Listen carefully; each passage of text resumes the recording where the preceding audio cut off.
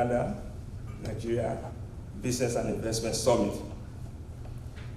We consider it a deep privilege and honor to be given this great opportunity to champion the cause of creating a platform for the building of a strong and varied business, trade, and investment between Nigeria and Canada. Your presence here means a lot to us, and it's an endorsement of the fact that Nigeria is ready to enter into a good and a lasting relationship with Canada. So we are pleased to have you here. We therefore formally welcome you all to this event and wish every one of us a very fruitful deliberation. Thank you so much. Well, I'll tell you a little bit about her first. Donna grew up in Northern Ontario before moving to Toronto to study broadcasting. She worked in the broadcast industry across Ontario and Quebec before moving to Hamilton to join CHCH Television. Donna has volunteered her time on numerous boards and agencies, both at the local and federal level. In 2000, Donna founded a cutting-edge digital news service. Donna has been recognized widely for her contribution to her community and was named Woman of the Year in Politics and Public Affairs by the YWCA. Donna lives in the riding of Flamborough, Glenbrook, with her 2 sons. Donna, the floor is yours. Oops. You can tell I'm in the media. I take over the mic right away.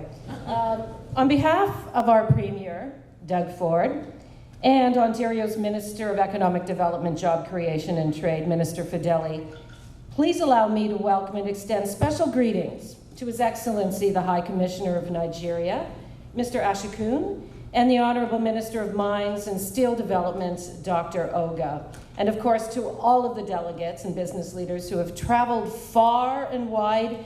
It really is a pleasure to welcome you here to the beautiful province of Ontario and to our beautiful city of Toronto. This summit is an incredible opportunity for all of us to gain valuable information, to build productive partnerships, and to explore potential business opportunities. We've already started to do that just this morning. Our government's top priority is to ensure that Ontario truly is open for business. We are open for business, we are open for jobs, we are open to trade, and we are open to new opportunities and investment. Today, nearly 1 in 5 jobs in Ontario depend on trade. With more than 1.3 million jobs supported by exports, Ontario's jobs are the most export reliant in our country. And we are working to make sure Ontario is competitive and a desirable jurisdiction to do business and to invest. We are moving at the speed of business to achieve this goal. For example, last November, we passed the Making Ontario Open for Business Act. It eliminated burdensome and inefficient business regulations. We passed the Restoring Ontario's Competitiveness Act, which reduced regulatory burdens in 12 sectors. And our government's plan is actually producing results. Since coming to office just over a year ago, we have created over 230,000 new jobs.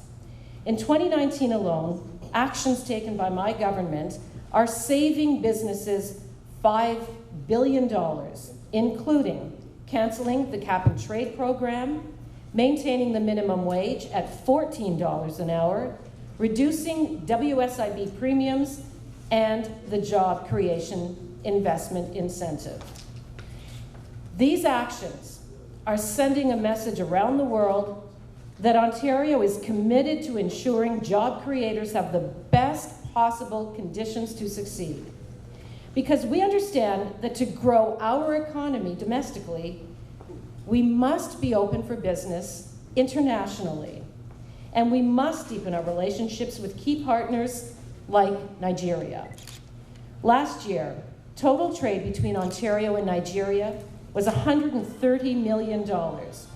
With our government's commitment to making Ontario open for business, I really believe that we can make that number grow, and today is the beginning, the first step of achieving that objective. Partnerships with growing economies like Nigeria are critical to Ontario's economic success and competitiveness in today's global market. We are also both home to vibrant mining sectors. In fact, I know that Mine Africa is a big supporter of this summit. On a personal note, I grew up in a very small mining town in Northern Ontario. It created numerous jobs, and this government is focusing much of our opportunities in the mining sector. Here in Ontario, we have about 150 companies actively exploring more than 200 projects, including the very promising Ring of Fire, which many of you may have heard of. Ontario is a leading global jurisdiction in mineral exploration and production. In fact, in 2018, Ontario was Canada's largest mineral producer, producing $10 billion worth of minerals, 21% of Canada's total mineral production. So for those of you from the mining industry here today, Ontario and Nigeria have a great deal to talk about. Together we can seize opportunities that will expand the reach of our businesses, grow our economies, and improve the quality of life for our citizens. In an increasingly competitive global economy, the key to our success will be our commitment to working with you, to working together, which is why I am so pleased to have been invited to speak to you today. Thank you all for your ongoing commitment to strengthening economic ties between Ontario and Nigeria. Please enjoy the summit, and let's look forward to both of us increasing our economic ties and relationships. Thank you. Dr. Ucheckuwku Sampson Ogah, Honorable Minister of State for Mines and Steel Development of the Federal Republic of Nigeria, and his amiable wife, Mrs. Ngozi S. Ogah. We welcome you. I also, following that, welcome all the accompanying officials of the minister from the Ministry of Mines and Steel Development of Nigeria. Your Excellency, Ambassador Adeyinka Shakun, High Commissioner of the Federal Republic of Nigeria to Canada, Mr. Yannick Lamond, the Director in charge of West and Central Africa Division, Global Affairs Canada,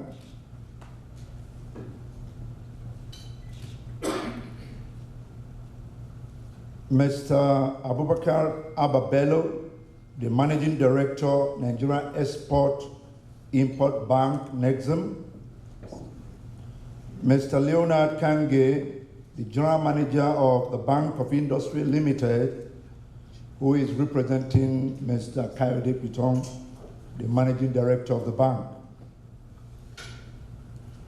Dr. Sebastian Spielgabra, Chair of the Canada-Africa Chamber of Business and the Global Managing Director and Chief Frontier Markets Analyst. Mr. Bruce Shapiro, the President, Mine Africa. Mr. Garrett Bloor, President, the Canada-Africa Chamber of Business. Mr. Wayne Floriani, the Vice President of Mine Africa and Director, the Canada-Africa Chamber of Business. Mr. Dabiri Abiodun Muritala, the Chairman of Lekki Worldwide Investments Limited. Mr. David Stevenson, the Executive Director, Canada African Development Bank. Mr. Additional Emmanuel, Director, Investment Promotion of the Nigerian Investment Promotion Commission. Ms. Donna Skelly, the Parliamentary Assistant to the Minister of Economic Development, Job Creation and Trade of the Government of Ontario. Mr. Sam Adewale, President, Leadership and Governance, Canada Incorporated. Mr. Kola Somo Jomi, Vice President and Project Manager, Leadership and Governance Canada Incorporated, officials of the Government of Canada here present, other officials from the Government of Nigeria here present, respected invited guests, distinguished ladies and gentlemen. My job this morning is to welcome all of us to this Canada-Nigeria Business and Investment Summit. My name is Joseph Atodo. I'm a minister in charge of trade, economics, and investment matters at the Nigerian High Commission in Ottawa, Canada. It is my honor and pleasure on behalf of His Excellency, the High Commissioner of the Federal Republic of Nigeria to Canada, to warmly welcome you to the Canada-Nigeria Business and Investment Summit taking place here in this beautiful city of Toronto. Our first gratitude goes to the Almighty God who has made the hosting of this very important event possible. We are also very grateful to the City of Toronto and the Radisson Admiral Hotel, Toronto Harbourfront, for hosting this summit. Toronto, the capital of Ontario, is the largest city in Canada and also one of the most diverse. To my fellow Nigerians at this summit, know that as Lagos is to Nigeria, so is Toronto to Canada. It's a very busy city, very highly populated. Toronto is home to a dynamic mix of tourist attractions, from museums and galleries to the famous landmark, the 553-meter tall CN Tower. The tower is one of the city's must-see attractions and also the most impossible to miss. Towering above the downtown, this Canadian icon can be seen from almost everywhere in the city. And just a short drive, about an hour away from Toronto, is the Niagara Falls. From the sky pod of the tower, which is located at 447 meters above the city, one can have views on very clear days that extend to the Niagara Falls and New York State. Yet on the CN Tower, and located at 351 meters, is the revolving 360 restaurant, featuring fine dining and some of the best views from the table anywhere in Toronto. The CN Tower is 450 meters, which is about 2 minutes by car and 9 minutes by walk away from the venue of this summit. You may want to explore it before you depart Toronto. I have no iota of doubt and therefore hopeful that you will enjoy every moment of your next 2 to 3 days at this summit, from the rich presentations, debate and networking that will take place at this venue, as well as your experience of this beautiful city. For our Canadian friends here, the presentations you will listen to at this summit will be a great eye-opener for you in terms of how enormously blessed and naturally endowed Nigeria really is. The topics to be presented, as well as the discussion to be held at this auspicious event, were carefully selected to enable participants to appreciate the reality of the trade and investment opportunities in both Nigeria and Canada, so we can do the needful and take advantage of these opportunities that abound in our countries. For instance, the important issues such as the investment of environment and opportunities in Nigeria, investment incentives and relief packages, opportunities in Nigeria's mining sector, ease of doing business in Nigeria, and a host of others, and Canada's Trade Commissioner Service. And these advantages will be presented and discussed in this summit.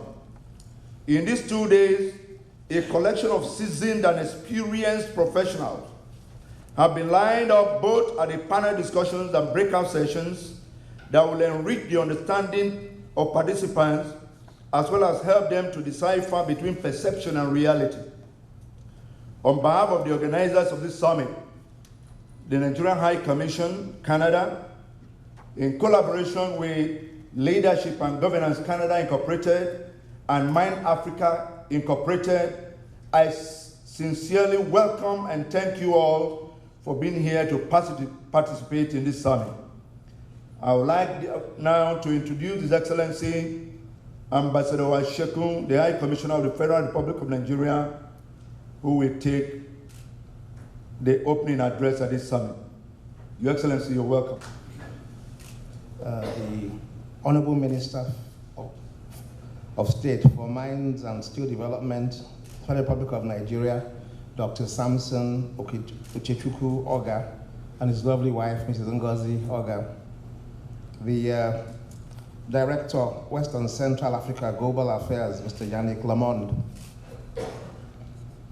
Ms. Sonia Kuto, Trade Commissioner, Western Central Africa Global Affairs, Canada.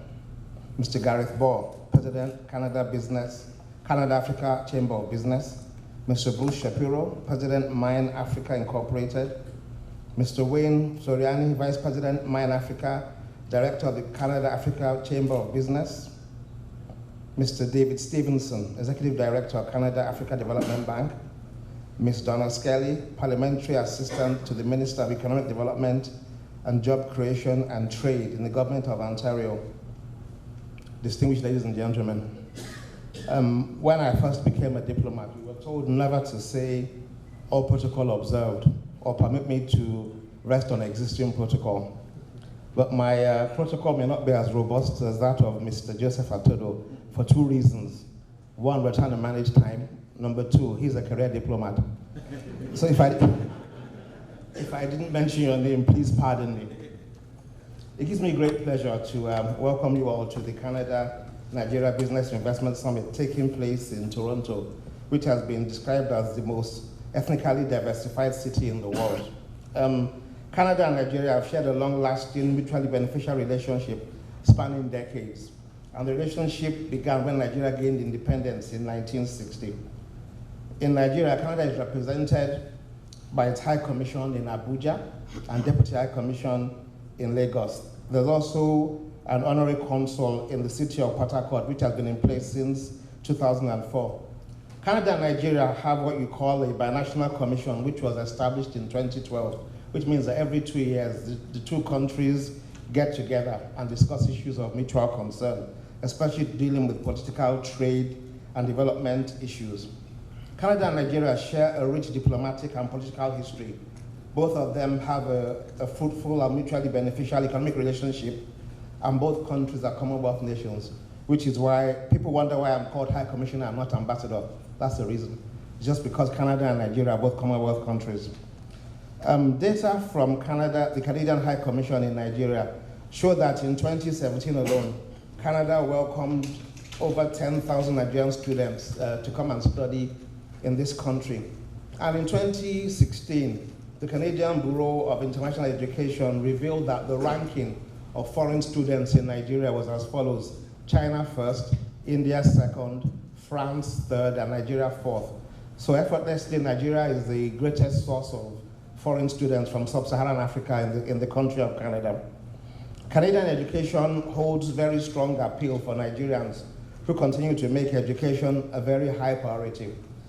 And I have often said before that a more liberal and predictable visa regime would probably increase that number considerably. We probably would have a whole lot more people studying here if the visa regime were a bit different, but that will happen in due course. Some Nigerian universities are partnering with their Canadian counterparts for mutual benefit. Canadian universities like Carleton and Ryerson have established world-class technology-based incubation programs, and Nigeria has a burgeoning technology culture. And as a result, Nigerian universities are working towards developing their own programs, learning from Canadian institutions like Ryerson and Carleton. There is also scope in education for exchange programs, curriculum enhancement, student exchanges, and establishment of remote campuses in Nigeria, Some high schools are also preparing students to get ready for the Canadian educational system. Nigeria is a top trading partner for Canada in sub-Saharan Africa, occupying the first and second position over the past few years. In 2018, the amount of bilateral merchandise trade between the two countries was 984.4 million naira. To put things in context, that amount of trade is done with the United States of America in 11 hours. That gives us an idea as to how much work we have to do if we're going to take the trade to a level that makes sense. Canada's imports consist mainly of mineral fuels and oils, cocoa, rubber, lead, and processed foods. Canada's exports include vehicles and equipment, manufacturing equipment, software, and aircraft. As I've said before, there is scope for greater depth in our relationship in terms of commercial ties, which is why an event such as this is very important, and kudos go to leadership and governance for this initiative. To ensure trade flows seamlessly between both countries, we have a number of bilateral agreements which are in place, chief of which are a double taxation agreement entered into in 1999 and a foreign investment promotion and protection agreement which was signed on May 6, 2015 in Abuja.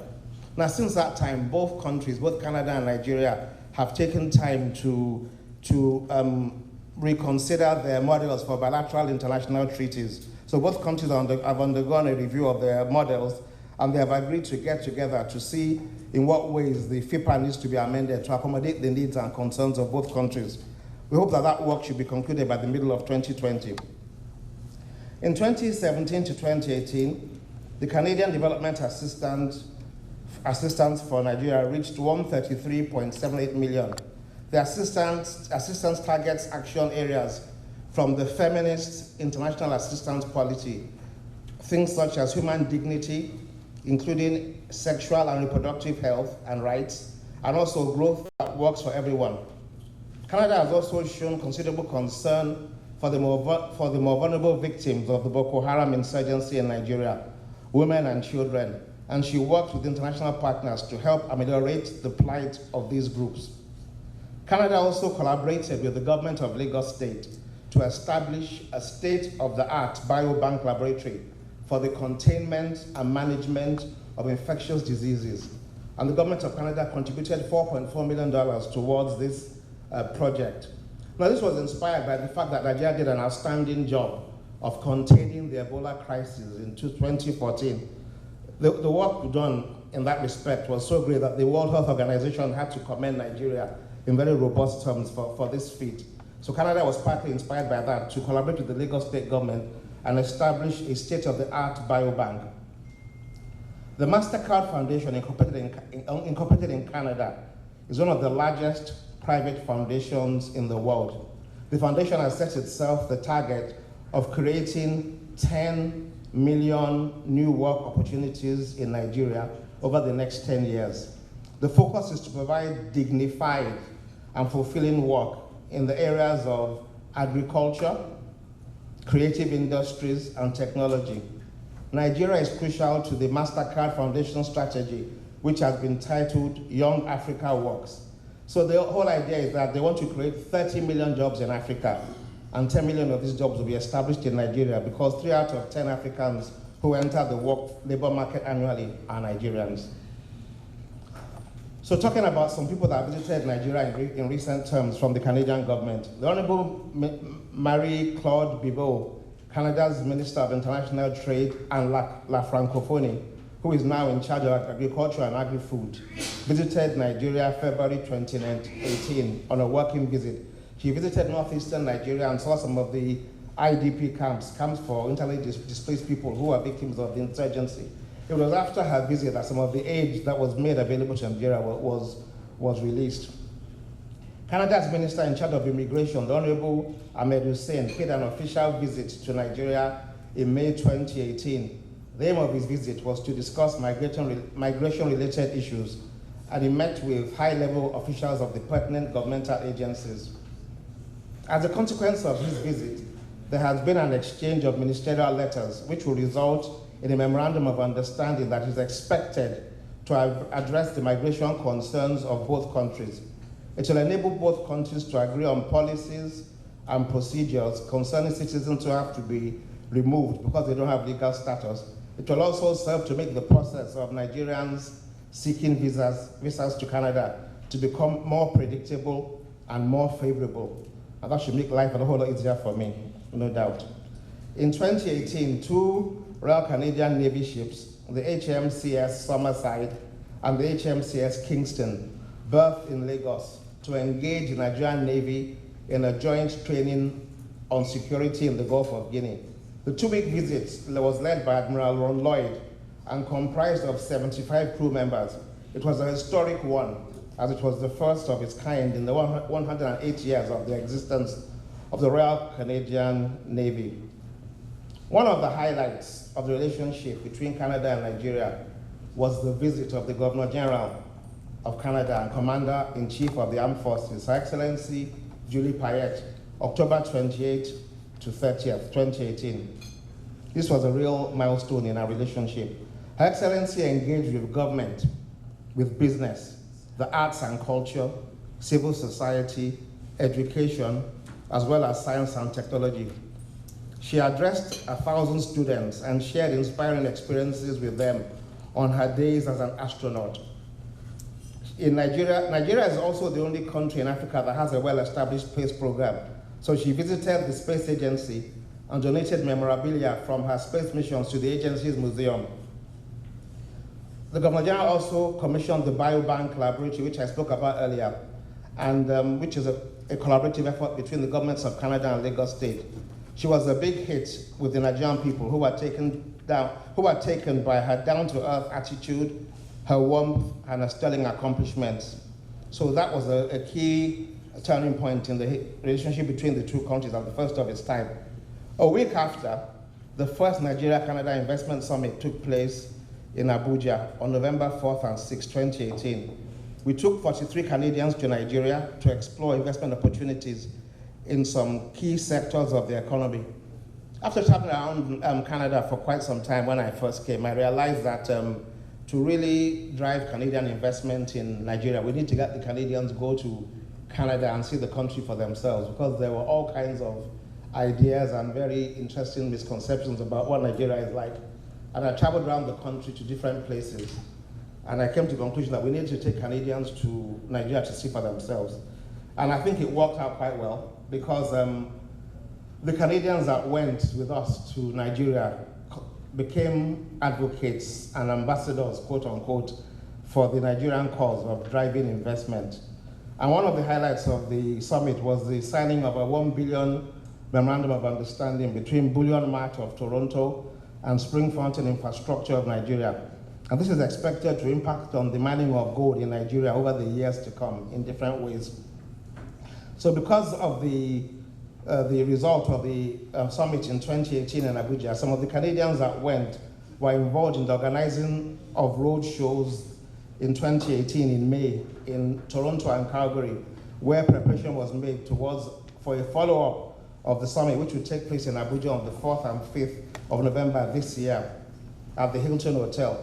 Now, some people have gone around saying that the High Commissioner is involved in this summit in November because he wants to escape the winter in Ottawa.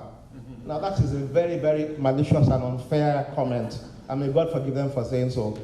I have no problem with the Ottawa winter. In fact, I've grown quite fond of it, if you believe that. The summits that were involved in the High Commission are zeroed in on sectors in which Canada has demonstrated strength, skill, and competence, and in which Nigeria has very attractive investment opportunities. So the sectors are picked very, very carefully. And if you take a look at them, you'll see that the areas in which Canada has done very well, in which Nigeria has a lot to offer by way of investment opportunities. And I've often said before that one of the reasons why I think Canada is an attractive investment and trading partner is because Canadian businesses are held to the same standards abroad as they're held to at home. And that enables us to really collaborate with them to drive the government's economic recovery and growth agenda. We believe that a strong and vibrant economy is likely to reduce the problems that the country has with security and insurgency-related problems. if we have a vibrant economy in place, there's a very good chance that these problems will abate somewhat. When people are gainfully employed and they have a means of livelihood that makes sense, they're less likely to be involved in these violent acts. And so that's one reason why the trade and investment agenda is so important to us. And that's why it is with great joy that we collaborate with leadership and governance to bring this summit to the city of Toronto. So I'd like to encourage all of us to make the most of this time together, interact, network, establish ties, and let's begin to drive this agenda forward. Thank you for your time, and God bless you all.